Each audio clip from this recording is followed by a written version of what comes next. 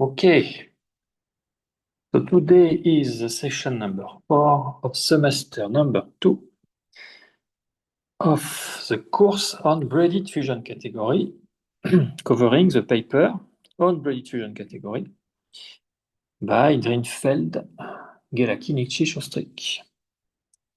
So we are still in the reviewing part. We are reviewing what we did last semester. So yesterday we reached the section 3 of what we did the last semester. So section 3 is centralizer and non-degeneracy of braided fusion category. We reached yesterday corollary 3.3, 3.6. So let's D be a fusion subcategory of a non-degenerate braided fusion category, then the number of D prime component of C is equal to the number of simple objects in D. So here we are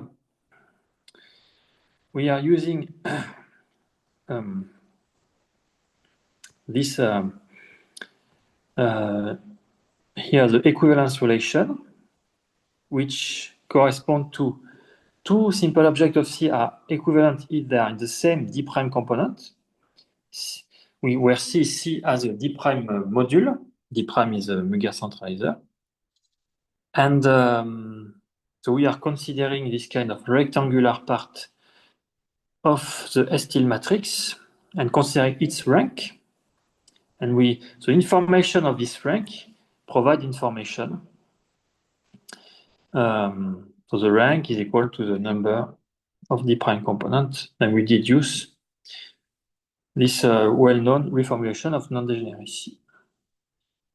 Okay. Local non-degeneracy for D. This is for C, this is for D. Subset, subfusion subcategory. And here, the number of D prime component is exactly the number of simple object in D if C is non-degenerate. Okay. So we now collect several equivalent conditions for a braided fusion category to be non-degenerate. Yeah. So we are just summarizing all what we already mentioned. So the following are equivalent for a braided fusion category. So C is non-degenerate. So the initial definition is that the S-Til matrix is invertible. Okay. Second, the Muger centralizer is trivial. This is this theorem we already mentioned here. So that's already done. And well, I lost my here. So this is okay, this is okay. And third point I already mentioned yesterday also, it's factorizable. So let J be the functor from C de l'intensor C hop. So we mentioned that yesterday also, is a unique braided functor whose restriction to C and C hop coincide with the one defined before. So the usual embedding of C and C hop in the Drinfeld center. Because, yeah, it's okay. We mentioned that yesterday. So this is non-degenerate if only if this functor is an equivalence. So in this case, this category is called factorizable. So this is a definition of factorizable, but it's equivalent to non-degenerate. So the term factorizable is interesting. You can say what's the point to have two names for the same thing? Factorizable, non-degenerate. The point is that factorizable is used in a Hopf algebra theory. So of course, if you take the Hopf algebra and category of representation of this Hopf algebra, then you can there is the fact that this is braided is equivalent to say that the Hopf algebra is I forgot the name. Quasi-triangular. Quasi-triangular. And then you have two for quasi-triangular Hopf algebra. So the term quasi-triangular is equivalent to say that this is braided, and then you have two possibilities. Triangular, for off algebra, triangular is the same thing as a rep of H is symmetric, and factorizable, which is exactly the same thing as non-degenerate. Okay, so the notion of factorizable off algebra, this name exists for off algebra, and so yeah, non-degenerate. Okay, so proof, I will skip the proof. So the proof is more or less what we said before, except maybe this part, but yeah, I skip the proof in the review part. Okay. So remark, this point, in this point, the existence of G is evident since the fusion subcategory centralize each other. Okay. Anyway, so they centralize each other using the by definition. In fact, we use the definition. Second remark, so factorizability. So I already talked about that. Okay, corollary 3.9. Let's see be a fusion category. Then its center is non-degenerate. So that's a fundamental result. The center of a fusion category is non-degenerate.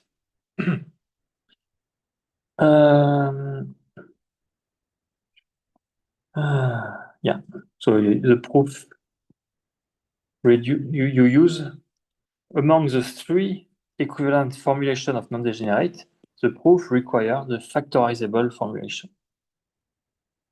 Okay. In the following theorem, the following theorem generalize Muger theorem about modular category. So, this theorem was stated by Muger in the modular case, but now it is stated in general. So you don't assume you don't need sphericality and you don't need non-degeneracy. So it's a double generalization. So let C be a braided fusion category and let B and D be two fusion subcategories. The following identity hold about categorical dimension. So you have, in fact, only this one is the main identity. The two others are deduced, I see, in particular. So the intersection of B with the centralizer of D, its dimension times dimension of D is equal to the dimension of intersection of centralizer of B with D times dimension of B. So you see the role of B and D is quite symmetric. You are just replacing D by B. So if you take B to be the entire braided fusion category C, then this, so if you take B equals C, so then you have only that. This is the same. B equals C, so then it's the centralizer, and then C here. And finally, if C is non-degenerate, so this is the same, C is non-degenerate, so this is a VEC, so this is VEC, this is 1, and this is, so you just have that. So you see, you have a kind of, in the non-degenerate case, you have this kind of factorization. So the dimension of a non-degenerate braided fusion category can always be factorized into the dimension of any fusion subcategory and any centralizer. So you can always factorize like that, which is also very fundamental. In fact, as we will see very soon, this factorization also makes sense without the dimension, with some Deligne tensor product, but you need to assume D to be also non-degenerate. Yeah, something like that. Or maybe more general, but so but it's really about non-degenerate fusion category. You really have something of number theoretical flavor.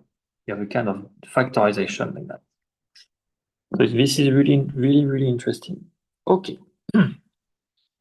So if, second point, if the centralizer of C is included in D, then the double centralizer of D is itself. Okay. So it's, in particular, if C is non-degenerate, then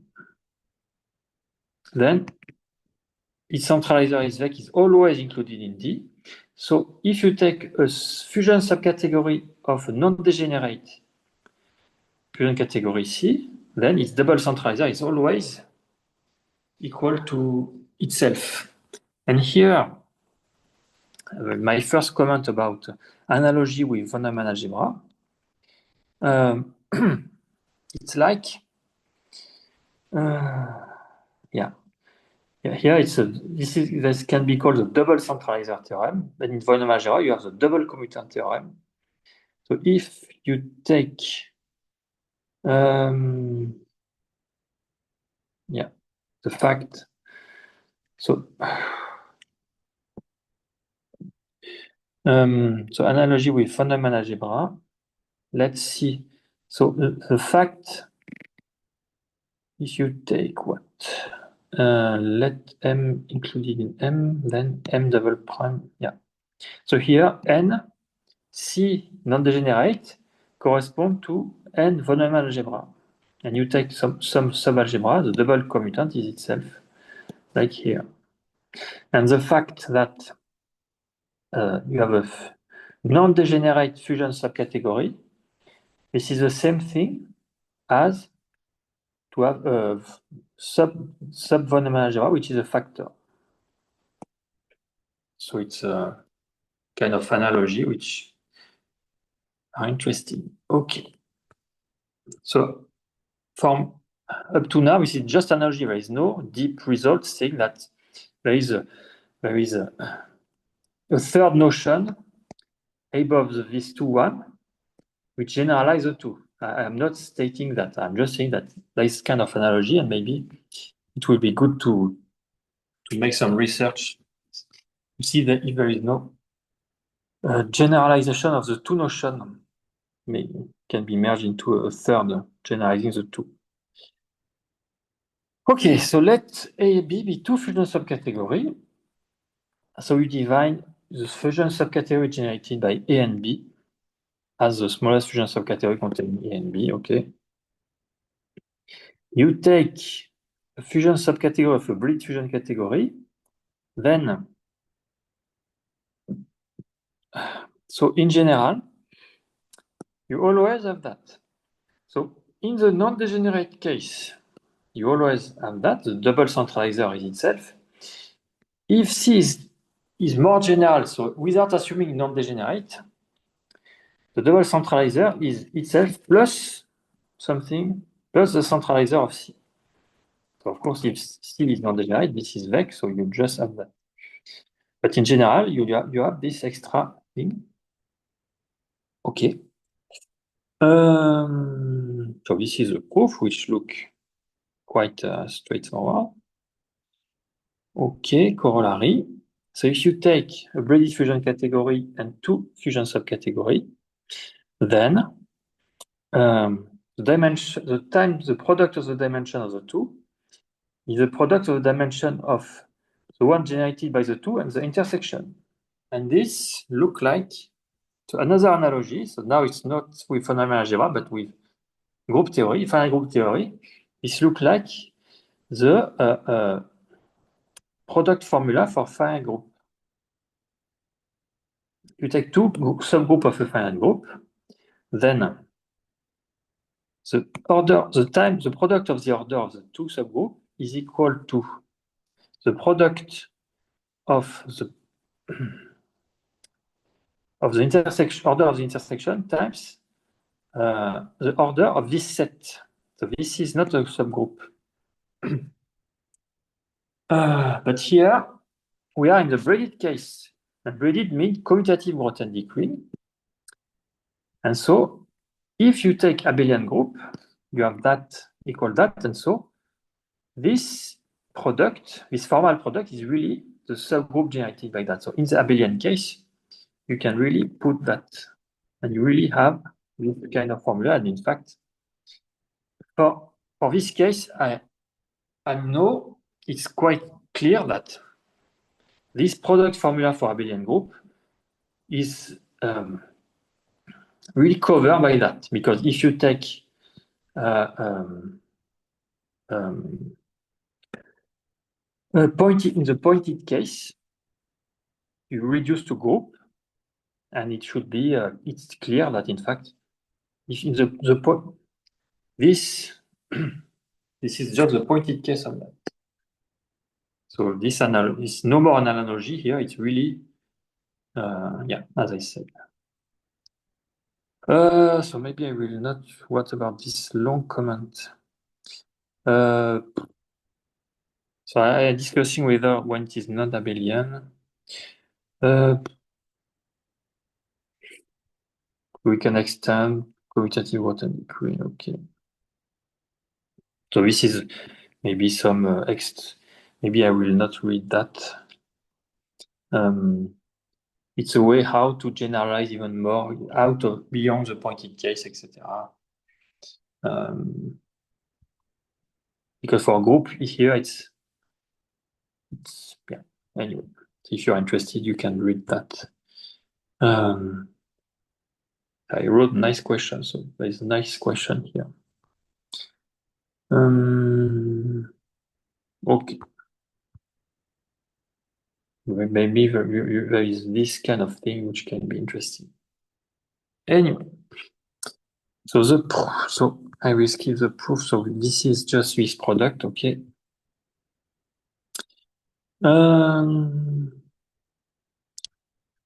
Okay. So what about that? So is there anything interesting to say? We assume, yeah.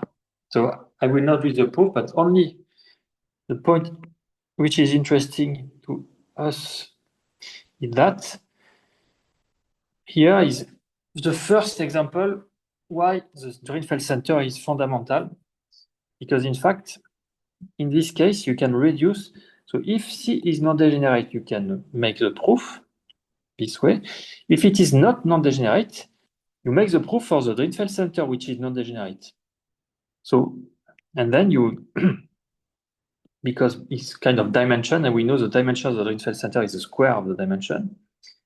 Up to square, you have the formula, so you deduce the formula in general. And so that's how the Drinfeld center is very, very powerful. But otherwise, if it is non-degenerate, I guess it's just application of some previous corollary. So it's you just have to, yeah, you have to be careful. In fact, you have to apply one time here, one time here, that's that. So all these points which are here, we really use some this theorem. You combine this kind of equality this way, and you deduce what you want up to Drinfeld center. The following result is a straightforward consequence of some previous corollary and this theorem. For modular category, it's also due to μ. So let C be a braided fusion category, K a fusion subcategory. Assume, here you assume K to be non-degenerate. So C may not be non-degenerate, but K itself is non-degenerate. Then, okay, then the natural braided functor from that to that is an equivalence, and the subcategory, the Müger centralizer of K is non-degenerate if only if C itself is non-degenerate. So if you take a braided fusion category and you take a non-degenerate fusion subcategory, if its Drinfeld center is also non-degenerate, Drinfeld, no, if Muger centralizer is also non-degenerate, then the entire fusion category is non-degenerate because this is non-degenerate and this is an equivalence. Okay, so proof. So what do we need in the proof? So we use this thing degenerated by the two. So the tensor functor is just replace the line product by direct tensor product here in D. So we know that for that is all. Yeah, so I will not read the proof as I said. So there is some trick. You have to be careful. I remember last week, last semester, you have to really be careful. But I really wrote all the details and many colors, so all the details are there. The next theorem presents a variant of equation 34 in which categorical dimension is replaced by Frobenius power dimension. So that's also very useful. So it's as before, but we replace dimension by Frobenius power dimension. Same kind of equality. So C is a braid fusion subcategory. C is a braid fusion category, D a fusion subcategory, and you have that. Okay. In particular, as before, if C is non-degenerate, you have that. Okay, and so the proof of that is not immediate from that. This requires an entire proof, which will be already here. Next subsection, projective centralizer. As before, let's see be a braid fusion category. Okay, the notion of projective centralizer. Okay, so lemma. You take an object in C. You take a scalar, a non-zero scalar. And you define the full subcategory consisting of object Y such that the double braiding is not identity, but you relax by a multiplicative constant. Okay. So when you take lambda equal 1, in fact, this D1 is, I guess D1 is the centralizer of D, consisting of object Y such that, wait. No, here it's just for X. So what is D? No, you fix D. You fix X, so okay. So this, no, D1, so it makes no sense to say D1 equal. Because D is not here, it's not a category, it's just a notation. If you consider, for example, the category generated by X, maybe, anyway. So D lambda is just all the objects projectively centralizing X for the constant lambda. Okay. So if Y projectively centralize X for lambda and Z for mu, then Y tensor Z projectively centralize X for the constant lambda mu. And if Y projectively centralize X for the constant lambda, then the dual of Y for the constant inverse of lambda. And if you take the direct sum of all this, so it's of course dy intersection dy prime is different from 0 if and only if Y is different from lambda prime because it's not the same constant. So you can make a direct sum, and this point says that it's the fusion subcategory. Okay.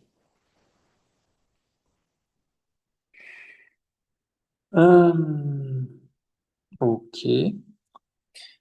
And thanks to that, this fusion subcategory is created by the non-zero scalar group. Okay. Okay, so the proof use the hexagon axiom. Okay. And for the second point, what do you use? The second point, use again a big diagram. So I guess we'll again prove that it commutes locally, and then we'll get a big equality. So this is, and locally, again, naturality as before, in fact. Here, what are you doing? It's just breeding and it's inverse breeding, so it's identity. Okay, here hexagon axiom. Okay. So then the entire diagram commutes. So you have this kind of equality. You reformulate this equal this. This is exactly that pictorially. And so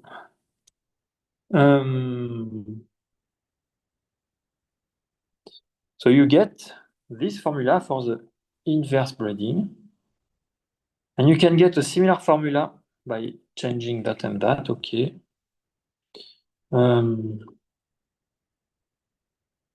Okay. And so for the point number 3, you just use point 1 and 2. Okay. So identity 40 and 41. Oh, I forgot.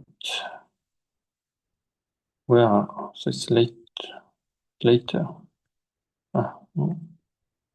This one. Okay, formula for the breeding and the reverse breeding. So formula of the reverse breeding using the breeding. Exactly that. Because you put the reverse breeding, so here you apply zigzag, so you have only that. So formula for that using that, or for that using that. So are standard and can be found in the book of Cassel. Okay. The statement number 3 about the grading also follow directly from the one, since a fusion subcategory of a fusion category is rigid. Statement 3 of lemma 115 also follow from the one. Well, also directly from one, since a fusion subcategory is a fusion category is rigid. Okay.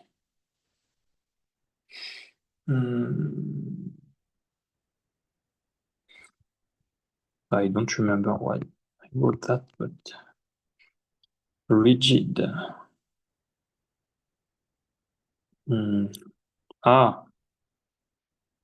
Okay.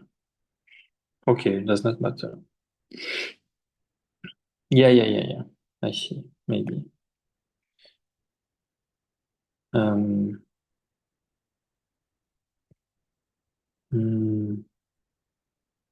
Because as it is defined before the notion of fusion subcategory, you don't need the rigidity, you don't need inverse. It's automatic. So I guess you directly get that by what was proved in the appendix, the rigidity. It's exactly remember the theorem, generalizing the fact that a submonoid of a finite group is a subgroup. Okay.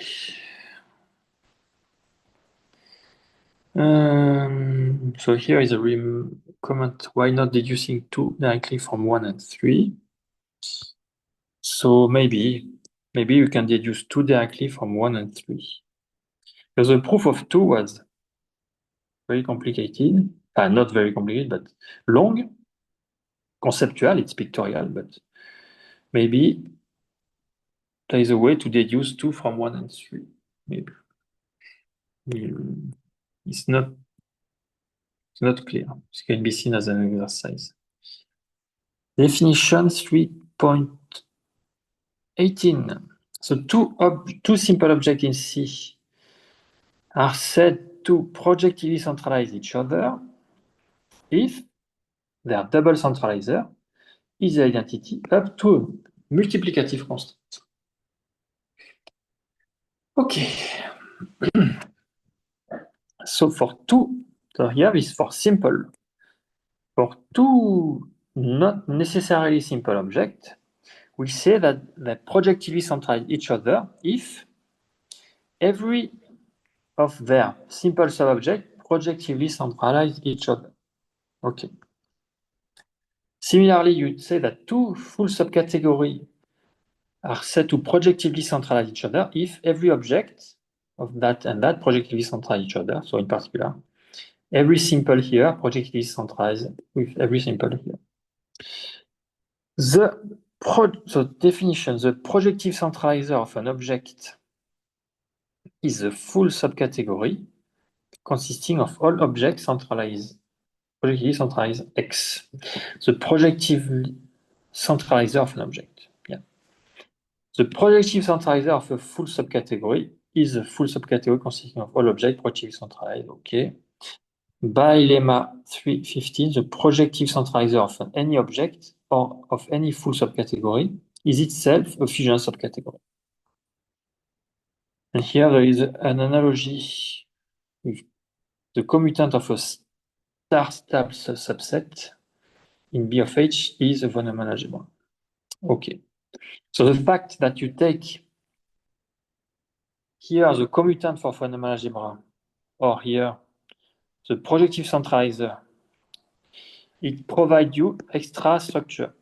So fusion subcategory here, von Neumann algebra. Okay. Centralizer and projective centralizer. So we know what is a centralizer, what is a projective centralizer. And we can go from one to the other. One is a weaker version of the other, but we can go from one concept to the other concept in this subsection. So you take an object in C, non-zero, you take the tensor with its dual, and you equip this as an algebra structure. So to get an algebra structure, you need a multiplication morphism, and you take this picture, to be corresponding to this formula. Without going into the details, we can check the associativity. So this equal this, satisfy this, so it's really an association. So this algebra, this multiplication morphism is associative. So you define, okay, define a functor from the category C to the category of A module in C. So A is an algebra object, so it makes sense to consider A module object in C on which A act in some sense. Okay. So any object can be made an A module by, if you tensor on the right, by Y. Remember, A is Y tensor Y star. Okay. So why this is an A module? Because if you make tensor of that, so A module means A tensor the module. Here, I don't know, Z. You have a map from that to that. So how do you get there? You have Y tensor Z. Okay. And you have A tensor Y star, which is A. And so you apply this morphism, you come back, you get Y tensor X. So you get a morphism from A tensor Y tensor X to Y tensor X by this picture. And this lemma states that this functor is fully faithful. Okay. So the proof is there, but before the proof, this remark states that in fact this functor is not just fully faithful, but an equivalence. Okay. So the proof is that. So I will skip the proof again.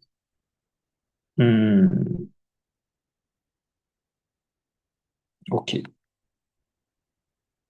In fact, this proof was a little rush in the paper.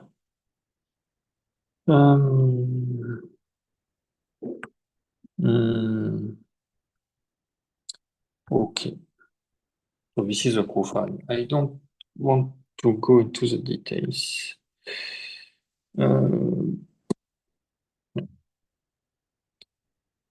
Okay. Proposition. Take two simple objects in C, the following are equivalent. So the fact that X centralized Y tensor Y star is equivalent to say that X tensor X star centralize Y, which is equivalent to say that X and Y projectively centralize each other. And this is clear because, in fact, remember, the constant for projective centralize each other, the projective centralizer, the constant for Y star is the inverse of Y. So when you make the tensor product, it's make a kind of product, so it's vanish. So you get something centralized. So if the projective centralize each other for some constant, then here the constant will cancel and then it's proper centralized, not just projectively centralized. So that's why you can go from this weaker notion to this stronger notion by considering this tensor product with the dual. Okay, and I guess the proof is more or less saying that.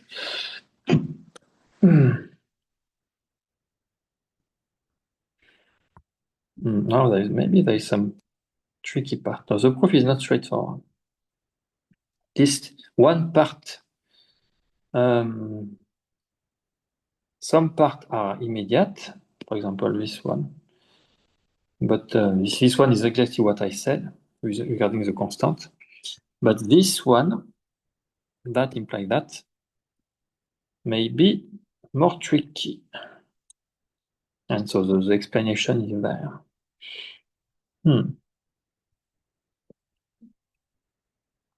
Okay. So you see, you apply some naturality here.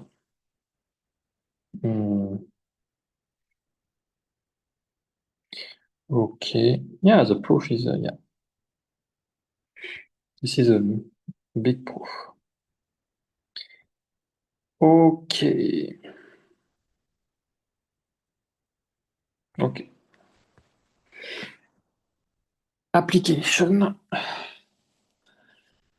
The centralizer of the adjoint subcategory. Remember the notion of adjoint subcategory to be the fusion subcategory generated by the simple subobject of all the objects of this form. Following the following proposition characterize the centralizer of the adjoint subcategory, where K is the fusion subcategory of a braided fusion category C. To formulate this result, we recall a definition from Guelaki-Nikšić. Okay, so we need the notion of commutator, which is, in some sense, the dual of the notion of adjoint. So take a fusion subcategory of a fusion category C, the commutator, denoted C, over CO like that, subscript, is a fusion subcategory generated by all simple objects C, such that X tensor X star is in K. So you see here we need the adjoint, the subcategory generated by all the simple objects of an object of this form. Here dually, all the objects such that this is that is there. So it's little dual notion to each other. Equivalently, the commutator of K is the largest fusion subcategory R for which the adjoint is included in K. And from Bayes' definition, it's clear that the adjoint of the commutator of K is included in K, which is included in the commutator of the adjoint of K. Example, take the category of representation of a finite group, then any fusion subcategory K of C is of the form category of representation of G quotiented by a normal subgroup. This is well known. In this case, the commutator is given by the commutator is also a fusion subcategory. So what is the normal subgroup here? This is what is N? The commutator of that, not of that. The commutator of that is you quotient by the commutator with G and N. Okay. So in particular, yeah.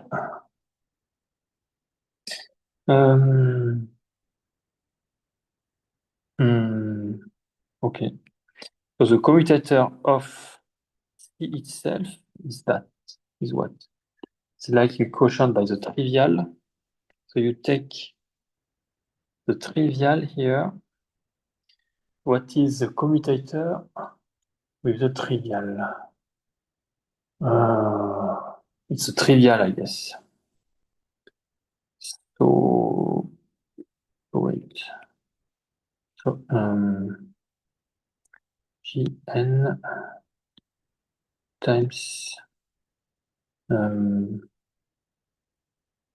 yeah, it will be trivial. So the commutator of that is itself, I guess.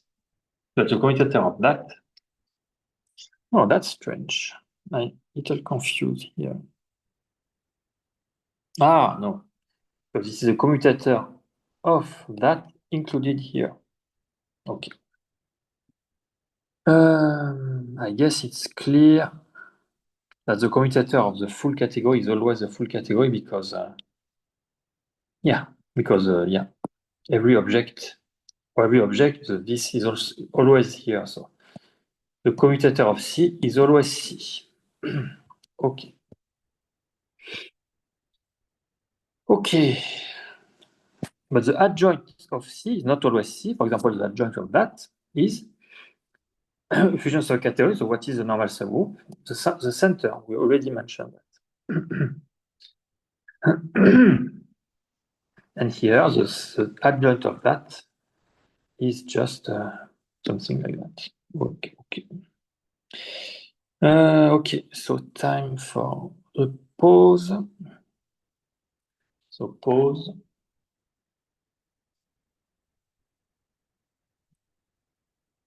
Okay.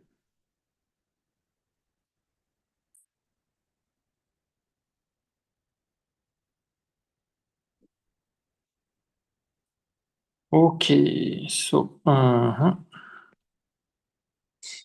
so example about commutator subgroup, commutator subcategory and adjoint subcategory for rep G and so we saw this way, etc.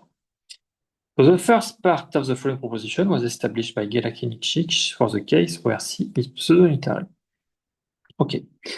So you take a fusion subcategory of a braided fusion category C, then the Muger centralizer of the adjoint subcategory is equal to the commutator of the Muger centralizer of K. And in fact, both coincide with the projective centralizer. So that's of K. That's why the notion of projective centralizer is useful, because you can ask before, so what's the point of this notion of projective centralizer? What's the point of that? It's just a weak version of Muger centralizer Is there any application? Yes, there is any application because you can write the projective centralizer this way or this way, and so they are equal. So it's this is interesting.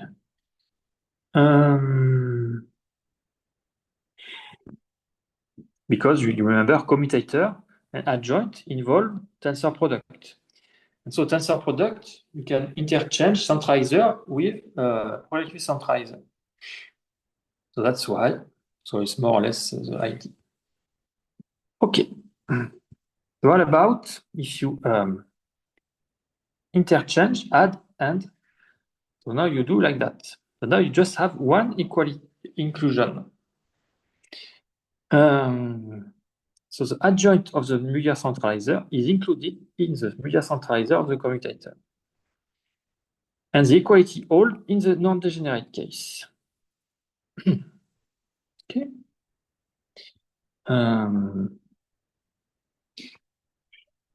So be careful. This is a source of confusion.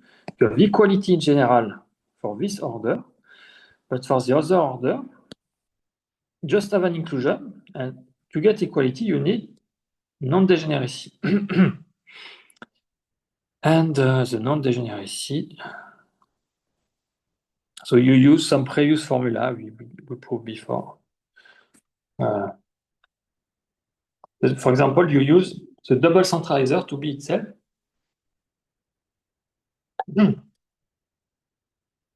Which is true only in the non-degenerate case. Anyway. Okay, so let's see be a non-degenerate. So if C is non-degenerate, then so this is really fundamental again.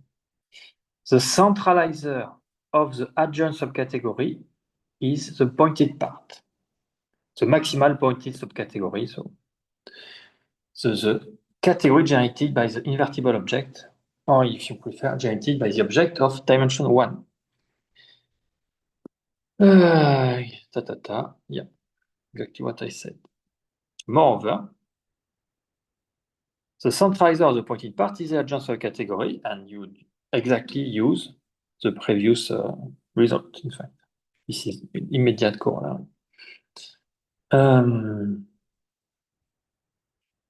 Okay.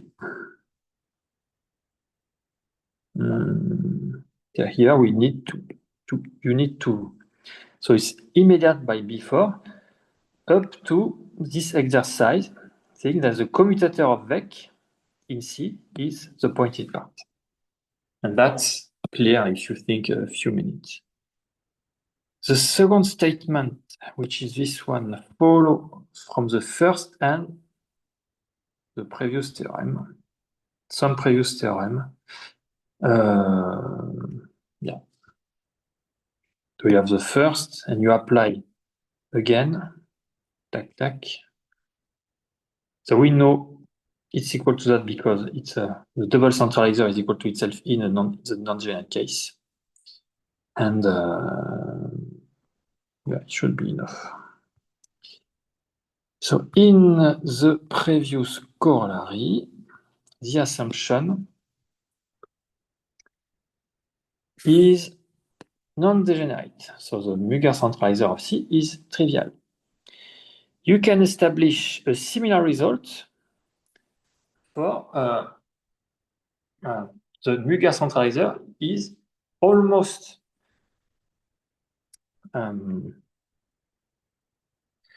trivial, so SVEC. So you're just the. So it's not non-degenerate, but it's just slightly generate. So this S is for super, but you have the S for slightly. So it's in some sense it's almost non-degenerate, but just a little thing. So it's the smallest way to make something degenerate, slightly degenerate.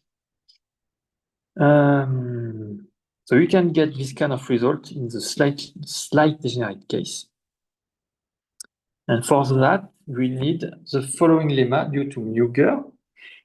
So take a braided fusion category and take an object in the Muger centralizer, which is an invertible, such that the fusion subcategory it generates is braided equivalent to SVEC. Okay, so you take just a generator of SVEC.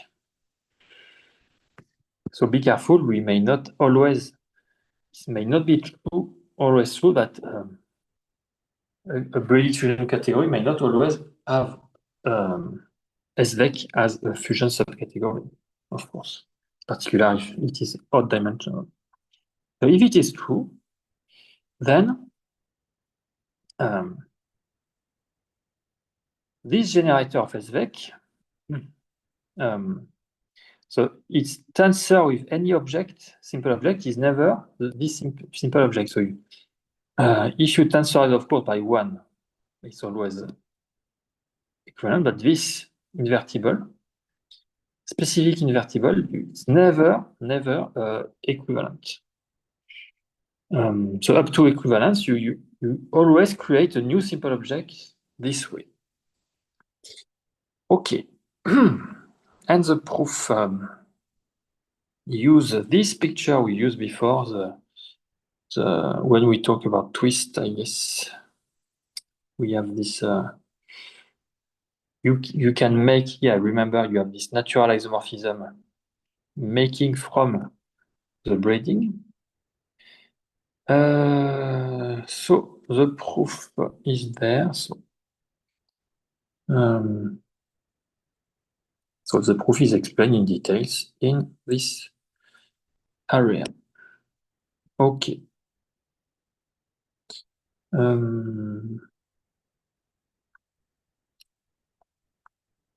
So why it is not different? Because the dimension, I guess, the dimension of this one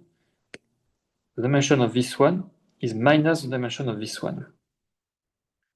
I guess, dimension plus. So in particular, they cannot be isomorphic. So now we can generalize, or we can adapt what we wanted to do. So you take a braided fusion category such that it is slightly degenerate. So the Muger centralizer is SVEC.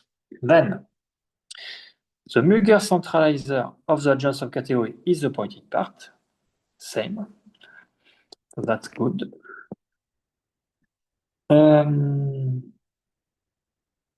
But here, the Muger centralizer of the pointed part is the adjoint subcategory, and you add this thing. So you add an SVEC. Okay. Okay, and the proof is there. Up to there. So I don't see, may not be so much difficulty. Frobenius reciprocity, that's interesting.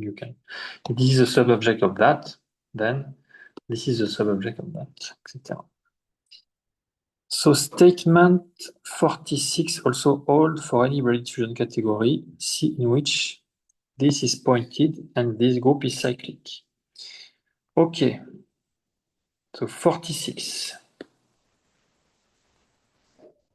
So here we generalize this corollary from non-degenerate to slightly degenerate. Slightly degenerate means the Muger centralizer is SVEC, so it's a pointed category for the cyclic group of order 2. But this remark is saying that you can do the same if the Muger centralizer is pointed for a cyclic group. So you may get the same, even more general. Useful pairing. So we now present a more explicit formulation of corollary 327. So that. A more explicit formulation of that. Okay.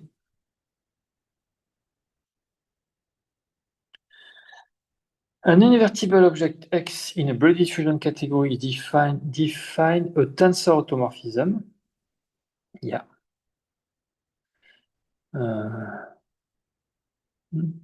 Of alpha X of the identity functor via the following composition. Okay. So yeah, because it's invertible, you can inverse the co-evaluation map. So you make this kind of braiding. You braid the identity of identity. You braid the identity by by putting some string around. Make by be careful. This is not the evaluation map. They are different. So the formula is that. Okay. So you get a tensor automorphism of the identity functor. This way. So remember, this is given, the tensor automorphism is given by a collection of automorphism satisfying some natural isomorphism property. Natural transformation property. Okay. So take an invertible object in a braided fusion category, then this is a tensor automorphism. Okay, so this is exactly what we said. So this lemma is just stating that this is true. And the map, so alpha for all C, invertible object to the group of tensor automorphism of the identity functor is a morphism group. So this map is a morphism of group. And if C is assumed to be non-degenerate, then this map is an isomorphism. So in particular,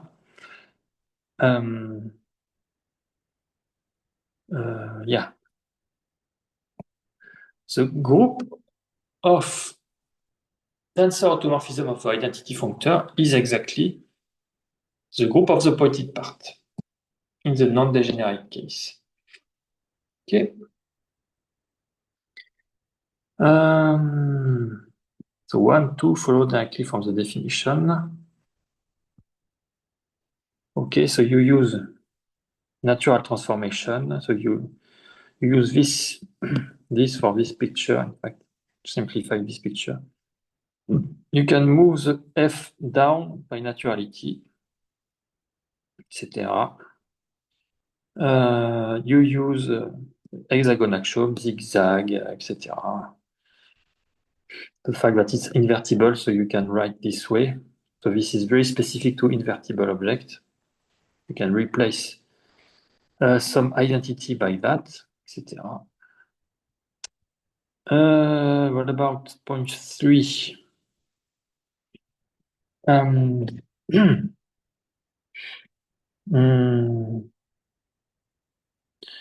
Okay. Here we use the fact that X and Y centralize each other. Okay.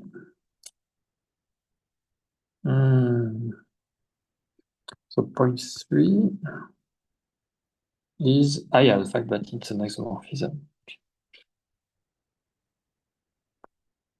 So for 4.3, observe that an invertible object lies in the kernel of alpha if and only if X is in the centralizer of C.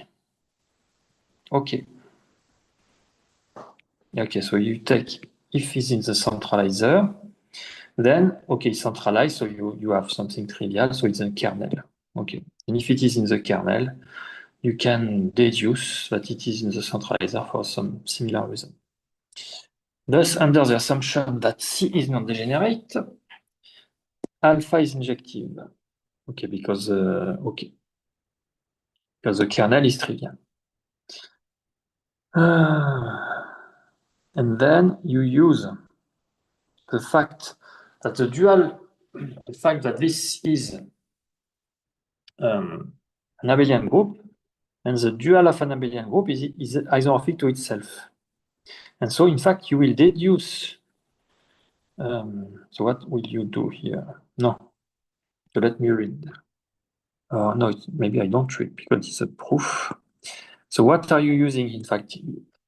The idea is that you have injectivity, but you will get the surjectivity for free because by using the universal grading group. So you get a map like that. Okay.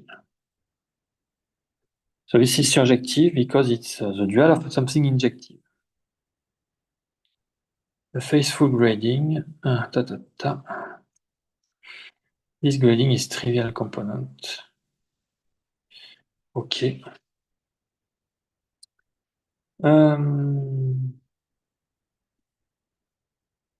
Okay.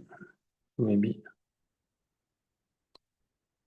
Okay, so you use, in fact, kind of universality argument because you have something involving the universal grading group.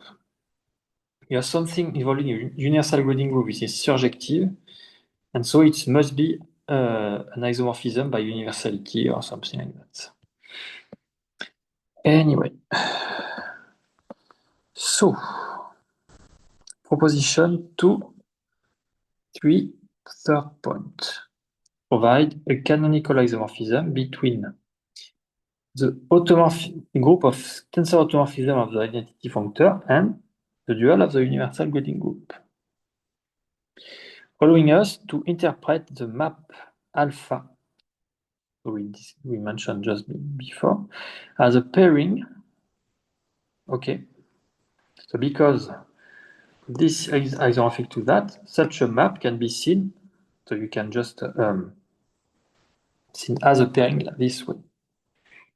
Okay.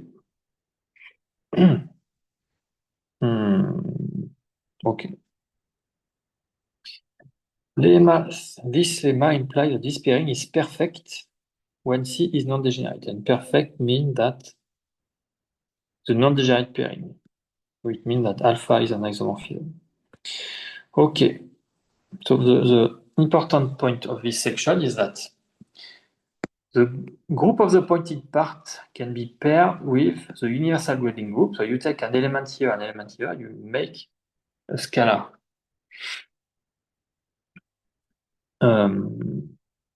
Okay. And this pairing is perfect, non-degenerate, if and only if this is non-degenerate, and in this case, they are both the same. They are both isomorphic. So a more general pairing. Okay. Now, take two fusion subcategories that projectively centralize each other. Then there exists a faithful grading.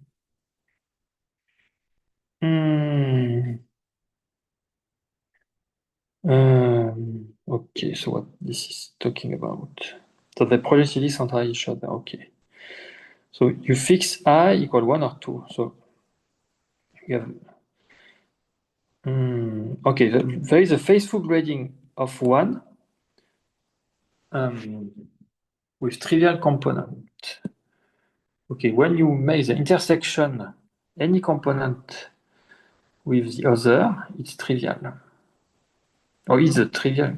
What is that? With trivial component D intersection DG prime. Wait. This grading is unique up to occurrence.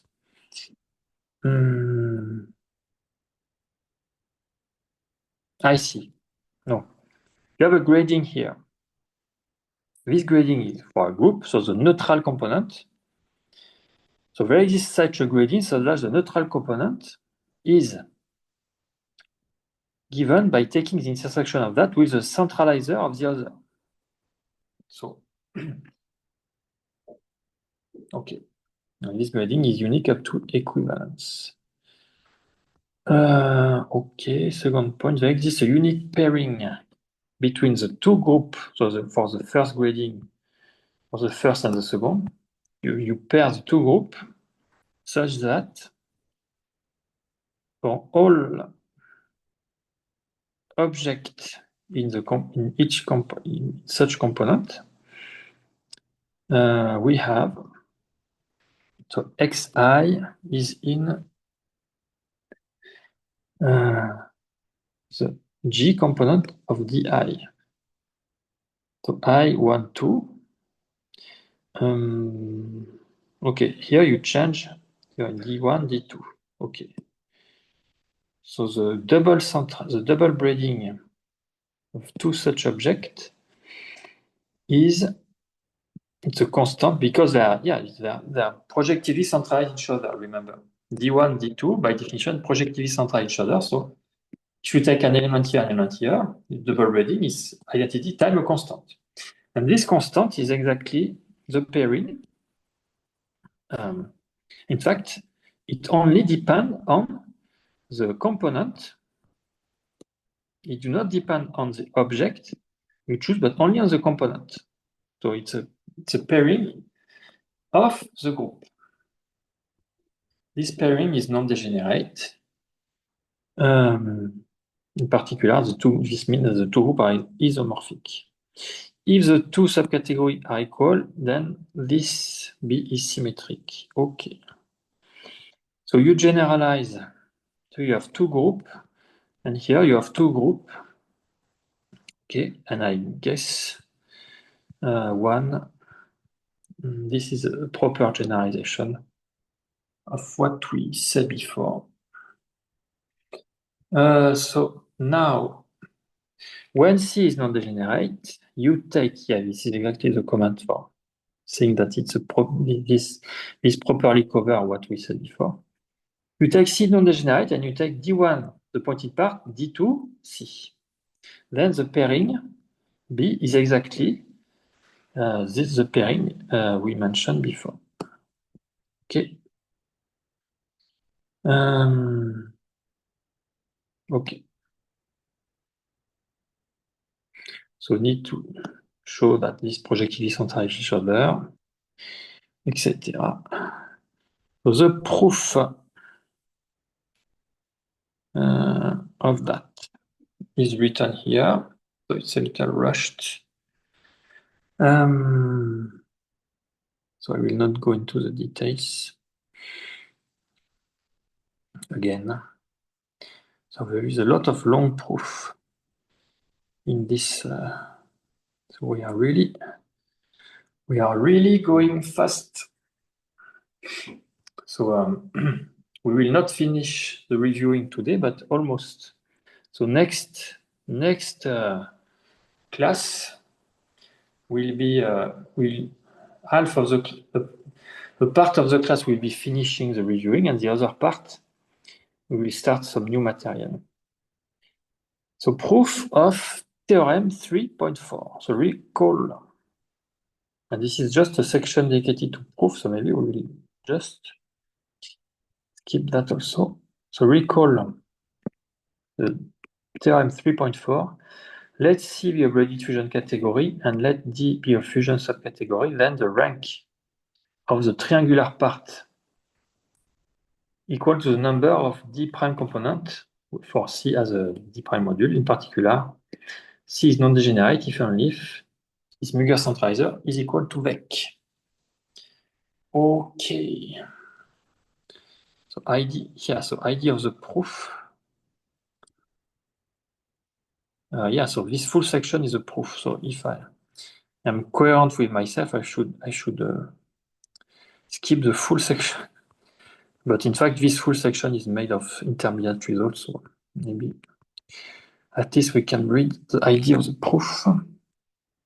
So you take the fusion subcategory, you define the inner product of function from the simple object, the set of simple objects to K. So this way, we can this inner product. So for any object in simple object in C, define the function. So giving the entry for x and y of the S-tilde matrix, okay. Recall that we define an equivalence relation on the simple object by declaring that two simples are equivalent if there exists a simple in the centralizer such that this is a subobject of that. The equivalence class under this relation are refer as the D prime component, okay, of C. The core idea of the proof is to show that the function, this function, and this function are equal if only if these are in the same component. Furthermore, these functions are orthogonal under this inner product if only if y and z are in distinct components. These results are formalized in lemma 336, 337 below. This implies that the distinct column of S tilde D are linearly independent and are indexed by this component. In particular, the rank is exactly the number of components, which is exactly what we want to prove. Okay. So a non-spherical analog of the Verline formula 24. So take a natural isomorphism, take three simple objects, define a linear automorphism. This way, so you define a linear automorphism between that and that. So it's an automorphism. You take a morphism F from W to white tensor Z, and you make that, which is applying natural isomorphism for Y and Z, and then inverse for white tensor Z. So remember, this is a natural isomorphism, but it may not be monoidal. So this may not be the identity.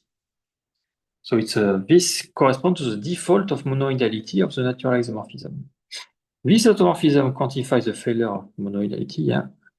Let this denote the matrix trace of that. So this is a vector space, is a vector space. So this can be seen as a matrix, and you can consider the trace of this matrix. The matrix trace of that. So this is a matrix, and this is a number. Okay. According to this paper, for an appropriate choice of isomorphism, natural isomorphism, the value, you can always choose this value to be integer. But we will not need, okay. If this is pivotal, so it has the monoidal structure, then this integer are the fusion data.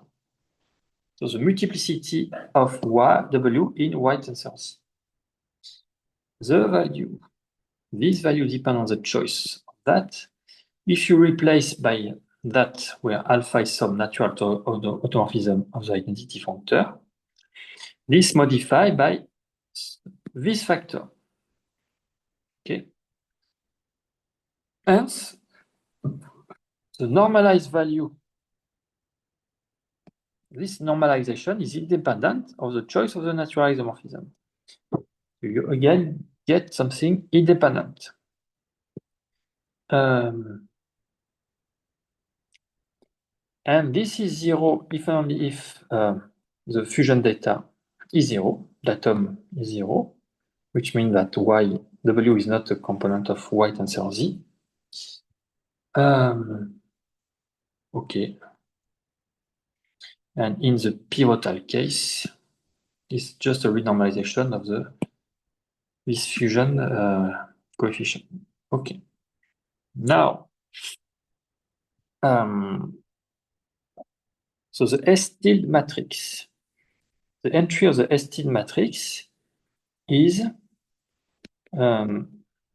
so this renormalization work well. So if you multiply these two entries of the STL matrix is the sum of this entry of the STL matrix, this with this multiplicity. We normalize fusion coefficient. So here x is fixed, and you change the second entry yz. So x is that, y, so you sum, yeah. It's like a fusion rule in some sense, but it's a renormalized fusion rule.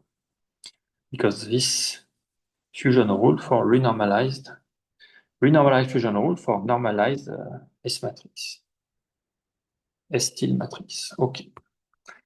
So this should be similar to things we did before. You apply hexagon axiom. You use this strange two-sided trace we mentioned before. The left-hand side, as I guess the proof is very long. If I did not follow. The left-hand side is of this form. Okay, so here you use Schur lemma because x is simple. Okay, lambda. So yeah, the proof is very detailed here. You apply the left trace. Okay.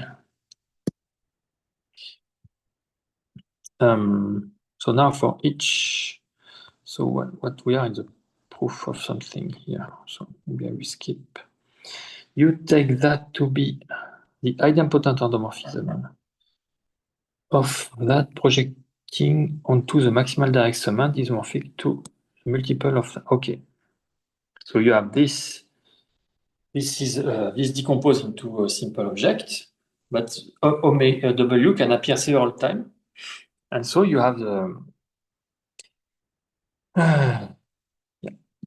the projection into this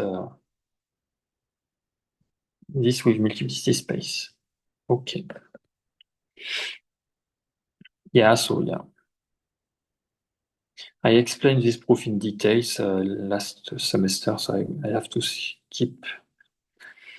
I have no choice but to skip. So you use, here you use, remember this T we introduced before. So you just have to read it step by step. I guess is properly explained in details here. Comparing both sides, you get the identity. So okay, so it's a proof. You want to prove this equal this, and you go by a third way. You go this equals something. This, yeah, it should be okay.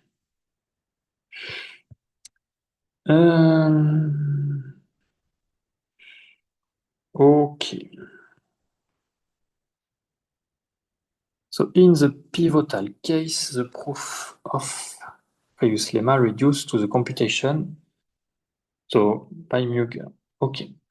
Orthogonality of column in the submatrix. Okay. So you take a fusion subcategory and you take two simple objects which are in the same D prime component. Then we will show, we will not show, but we will state, and the following proof show that the two functions as defined before, so I will not come back, but these functions are defined using the entry of the STL matrix, are the same. So, so in some sense, we have the same column.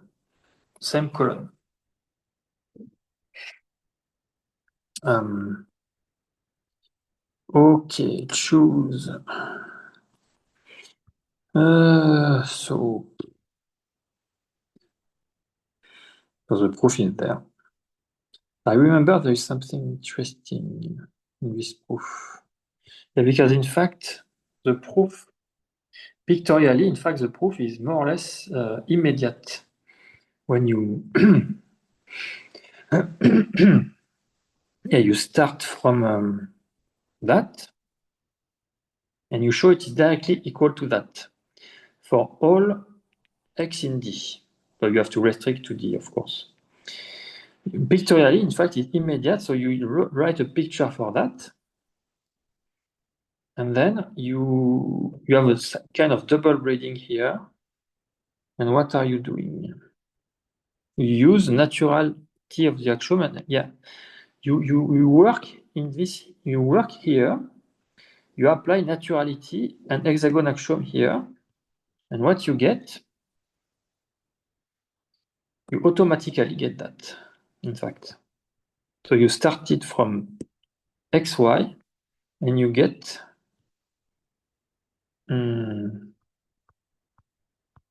y xz. So you have this constant which come from the fact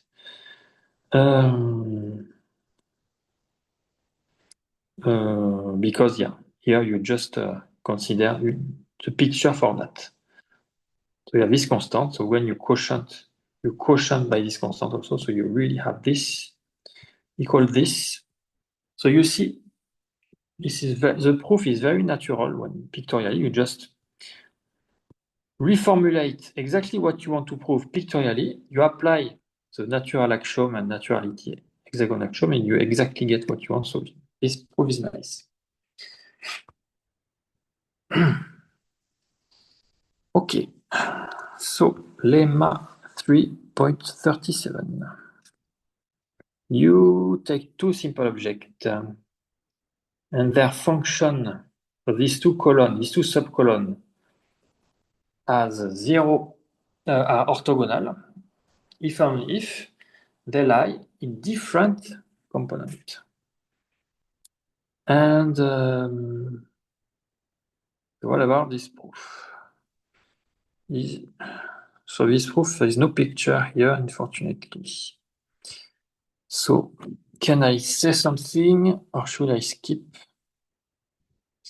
So you define the inner product this way because it was defined before. Okay.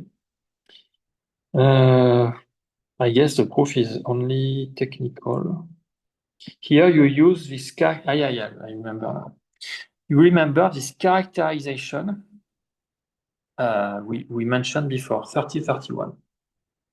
So we will use this kind of characterization of an object which is in the centralizer or not in the centralizer. I guess we mentioned that yesterday or last week.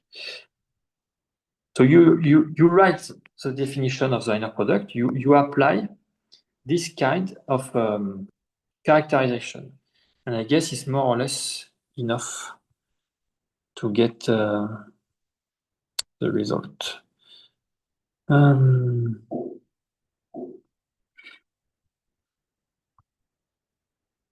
Yeah, you apply again this characterization here. So you make a proof by contradiction, assume by for contradiction that they exist in the same component. Anyway.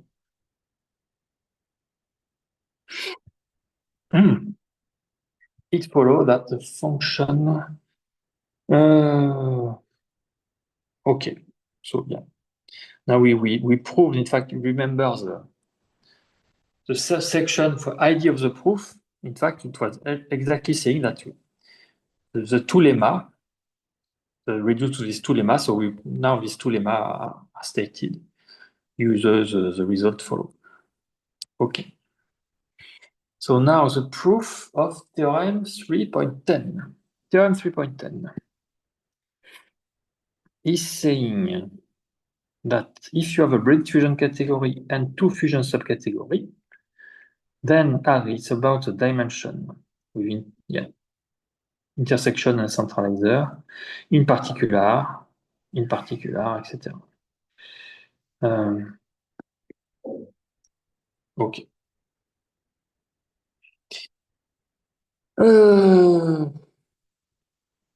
Okay. So the proof is that. So what about that? The argument follow the strategy of Neuger, where these two are established for pseudo-unitary braid fusion category. In our setting, we apply 3031. So again, the idea is again to apply this characterization of the simple object in the Mueller centralizer. To compute, so you compute this kind of sum. So you compute this sum. What do you get? Yeah, okay. You compute this sum in two different ways. One way will give this thing, and the other way will give the other thing, I guess. Yeah, because remember, D and B are symmetric to each other, so you just switch the two sum, and you will get the same thing this way. So it's the idea is just to consider this sum and to evaluate it with these two identity with 31. And because B and D are symmetric, you get the equality. And then if you take B equals C, yeah, so the rest is immediate, in fact. Take B equals C, you deduce from the previous, so there's no problem. So the rest should be okay. Okay. So, so now here we have the same as before, but for the Frobenius parent dimension instead of the categorical dimension. And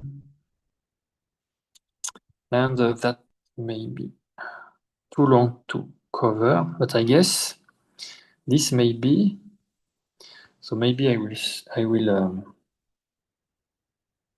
stop here, but let me have a look. Maybe this is the only thing that remain. The proof of that is the last thing remain in our review part. So this lemma is contained in this proof. So I guess this is the only thing remain. Yeah. So the proof. So if so I will not skip the entire proof because this proof is made of intermediate results, and so what I skip generally is the proof of the intermediate result. But yeah, next time we will quickly go through maybe to see what we can understand. Some key of this proof, but then we will very quickly we will start new material. So I was almost yeah, four session was almost, in fact, today's session we skipped a lot of things because there are a lot of long proof. But okay, so I will stop here and see you tomorrow. See you next week.